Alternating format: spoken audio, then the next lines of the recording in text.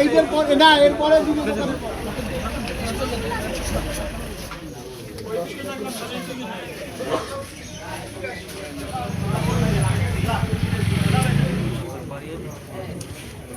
কোথায় গেছে আল্লাহ জানে।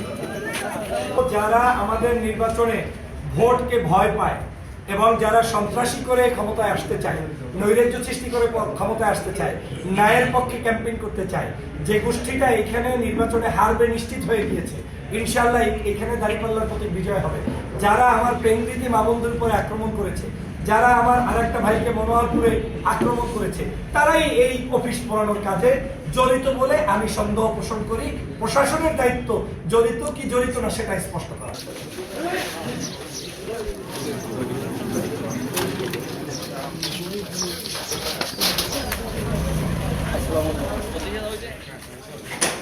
দেখে